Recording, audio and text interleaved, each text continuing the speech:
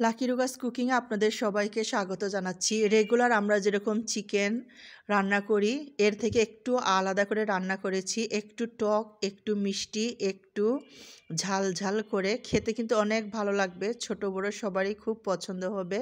রান্নাটি করার জন্য চুলায় কড়াই বসিয়ে এর মধ্যে তেল দিয়ে পেঁয়াজ কুচিটা দিয়ে দিচ্ছি।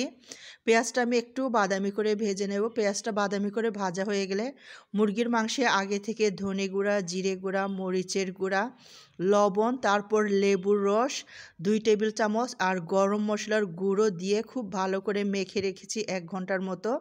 এখন এটা খুব ভালো করে কষিয়ে নিচ্ছি। এটা একটু ঢেকে অল্প আগুনে রান্না করব। অল্প আগুন বলতে মিডিয়াম থেকে আরেকটু কম আগুনে এটাকে ঢাকনা দিয়ে রান্না করব।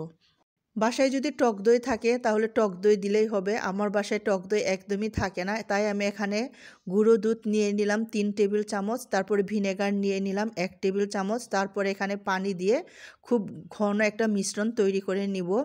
যদি এটা টক দই থাকে তাহলে ভালো, আর না থাকলে এরকম করে বানিয়ে নিতে পারবেন।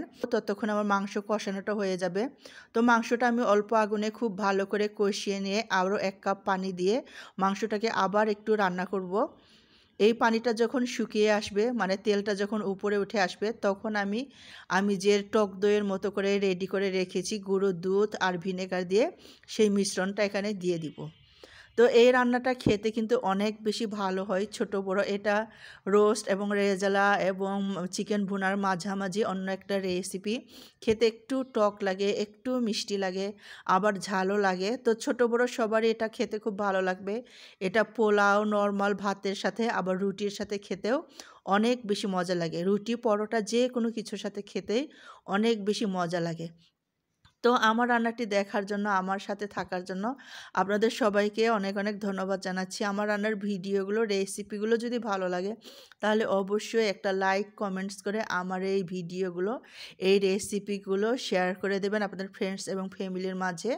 যারা এখনও ফলো করেননি, সাবস্ক্রাইব করেননি, প্লিজ একটু ফলো এবং সাবস্ক্রাইব দিয়ে রাখবেন। তো আমি এই যে এখন মাংসটা খুব ভালো করে কষিয়ে নেওয়ার পর আমি যে দুধ আর ভিনেগারের মিশ্রণটা তৈরি করেছিলাম, বানিয়ে রেখেছিলাম, সেটা এখন দিয়ে দিচ্ছি। আর একটু সাথে পানি মিশিয়ে দিচ্ছি। তারপর এটা কিছুক্ষণ রান্না করলেই কিন্তু নামিয়ে নিতে পারবো। আর উপর থেকে কয়েকটা কাঁচামরিচ দিয়ে দিলাম। এটা এরকম করে ঢেকে কিছু সময় রান্না করব। তেলটা যখন একদম উপরে উঠে আসবে তখন এটাকে আমি কিন্তু নামিয়ে নিব। এই রান্নাটি কিন্তু খেতে খুবই মজা।